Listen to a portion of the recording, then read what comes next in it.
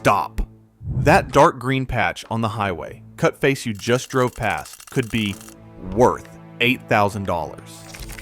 In 2019, Jim Taylor pulled over on Highway 199 in Del Norte County, California, walked 10 feet from the guardrail, and hauled a 40-kilogram nephrite jade boulder out of the creek gravel below. 60,000 cars had been driving past it every week. He confirmed it in 30 seconds using a specific gravity water displacement test, a $12 AWS pocket scale, and a plastic water bottle. The rock read 3.0. Jade. Not the 2.5 of worthless serpentinite sitting right next to it.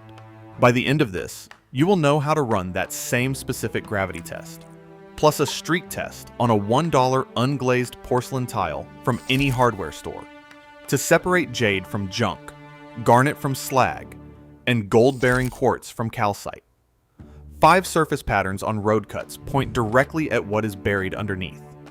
But you will drive past every single one of them if you do not know what they look like from behind a windshield. Nobody was paying attention to that roadside formation back then, and most drivers are still not paying attention today. The highway crews who blast through hillsides are doing prospectors an enormous favor. Every road cut is a cross-section, a geological core sample laid open at eye level, free to read. Millions of years of Earth history compressed into a 20-foot wall of exposed stone right there beside the guardrail. I have spent years working formations from British Columbia down to the Sonoran Desert, and the same 5 surface patterns show up again and again in terrain that consistently produces valuable minerals. You do not need instruments. You need pattern recognition, and that is what this is about. Formation number 1 is the dark reddish crystal cluster locked inside pale host rock. Pull over anywhere you see a roadside cut with lighter granite or gneiss, and look for deep burgundy spots embedded in that pale matrix. Those are garnets, and their presence is telling you something specific about the thermal history of that ground. When magma cools slowly at depth, it creates the conditions for mineral concentration, and garnets are one of the markers for that environment. The crystal shape is the first confirming detail, 12-sided, like a tiny soccer ball pressed into the stone. With flat geometric faces you can catch the light on by tilting the specimen. The glassy flash across those faces is unmistakable once you have seen it once. Specific gravity runs between 3.5 and 4.3, which means a garnet specimen will feel noticeably heavier than a piece of ordinary road gravel the same size.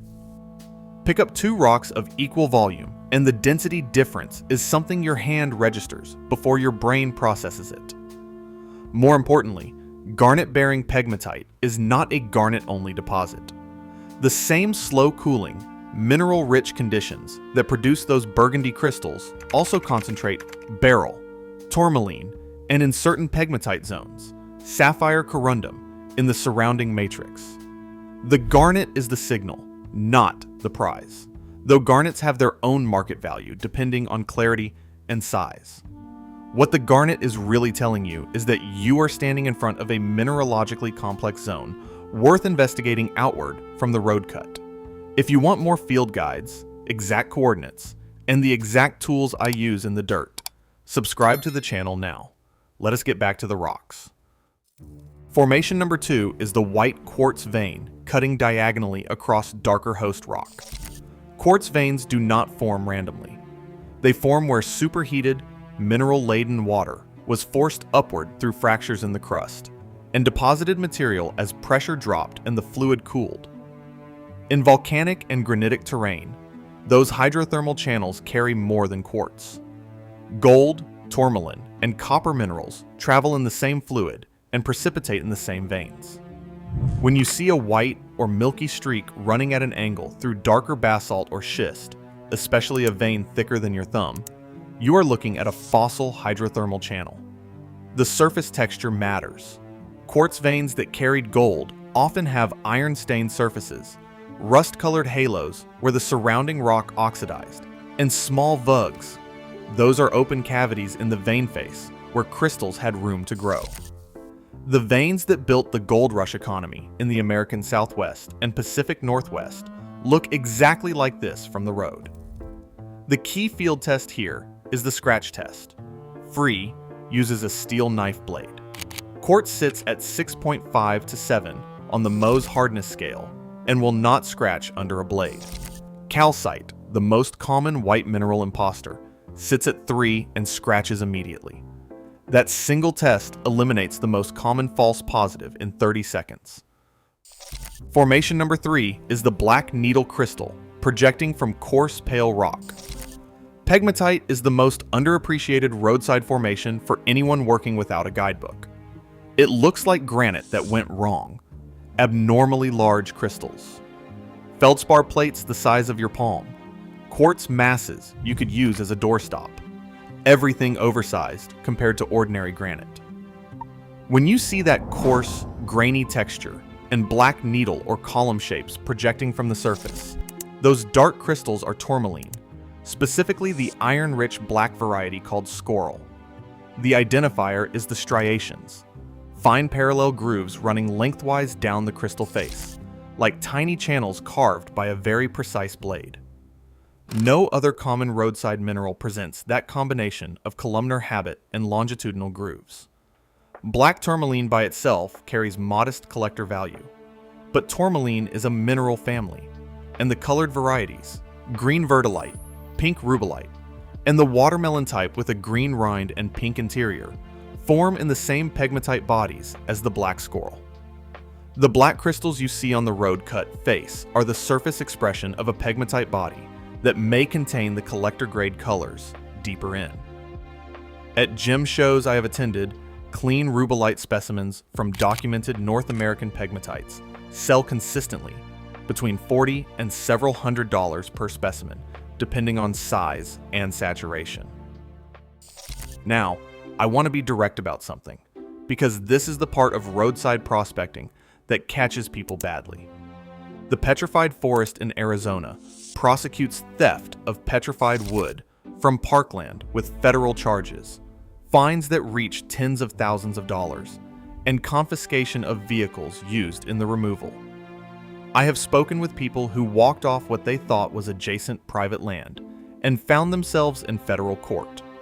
The bentonite clay terrain that produces the most spectacular petrified wood specimens is also geologically unstable in ways that are not obvious when conditions are dry.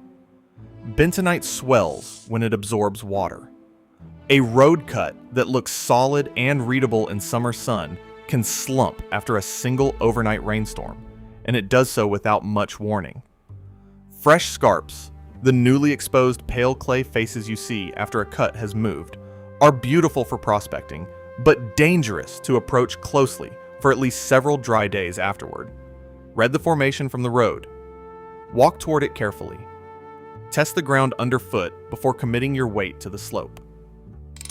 Formation number 4 is the layered volcanic sequence, those distinct pale bands sandwiched between darker lava and road cuts through western terrain.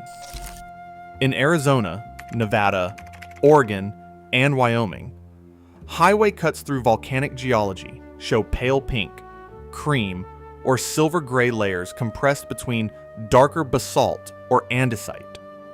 Those light bands are tuff, compacted volcanic ash, and they are the primary stratigraphic indicator for 2 separate finds.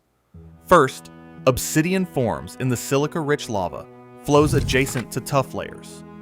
Look for the glassy black or deep mahogany material in the darker rock directly above or below the pale ash band. Obsidian fractures conchoidally, meaning the break surface is curved and smooth like the inside of a shell, and the edges it produces are surgical instrument sharp. Handle any raw specimens with leather gloves. Second, when ancient forests were buried under volcanic ash eruptions, the same silica-rich environment that produced the tuff replaced organic wood cell by cell with chalcedony and quartz over millions of years. Obsidian Cliff in the Yellowstone region exposes a highway-adjacent obsidian flow with geochemical signatures so distinctive that archaeologists have traced specimens to indigenous tool sites thousands of miles from Wyoming, across the entire continent, documenting trade networks that operated for thousands of years before European contact. That single road-adjacent formation rewrote the academic understanding of prehistoric exchange in North America. Formation number 5 is the soft, waxy gray-green clay seam in sedimentary road cuts. Bentonite is altered volcanic ash, chemically transformed over time, and it has a physical character you can identify by touch when it is safe to do so. It feels smooth and slightly slick when dry, and it swells dramatically and becomes plastic when wet. An American West road cuts through sedimentary layers, pale green or cream-colored clay seams running through the cut face signal a fossilization environment. Petrified wood weathers out of bentonite-bearing layers because the surrounding clay erodes faster than the dense, silicified wood. The specific gravity of quality petrified wood runs between 2.6 and 2.9, so the water displacement test with a $12 pocket scale and a plastic bottle confirms the find quickly. The specimens that come out of these zones carry color from the mineralizing solutions that flowed through them during silicification. Iron produces reds and yellows. Manganese produces deep purple to black. Copper produces greens. A single specimen can carry all three in bands, and in the private land zones adjacent to the petrified forest along the Interstate 40 corridor, rough petrified wood from that geological layer sells for $5 to $50 per pound, depending on color quality. Size matters more here than in almost any other mineral market, because display-grade slabs require a minimum thickness to show the full wood grain, and larger rough commands disproportionately higher prices per pound. The Spruce Pine Pegmatite District in the Blue Ridge Mountains of North Carolina is the climax of this conversation, and I want to end with it because it changes what roadside pegmatite means. Spruce pine is where highway cuts expose the same coarse feldspar tourmaline quartz formations I described in Formation 3, but at an industrial scale.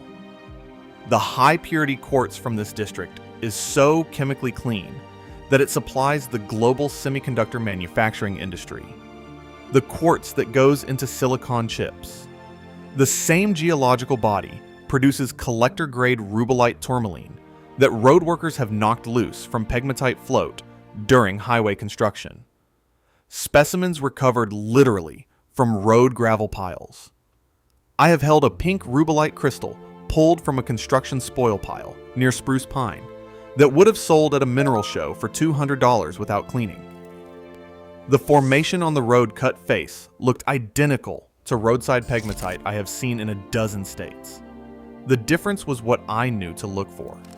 That road cut on Highway 199 in Del Norte County still looks like nothing from a moving car. Gray rock, rust staining, dark green patches of serpentine. Most people drive past it at 55 miles an hour every day. But I know what the green means now. The chrome-stained serpentine that signals the same metamorphic chemistry that concentrates nephrite jade in the creek gravels below. The road cut did not hide anything. It was showing me exactly what was there the whole time. The 5 formations in this video are doing the same thing on highway cuts from California to North Carolina. The Earth is not hiding its inventory. It is just speaking a language most people have never been taught to read.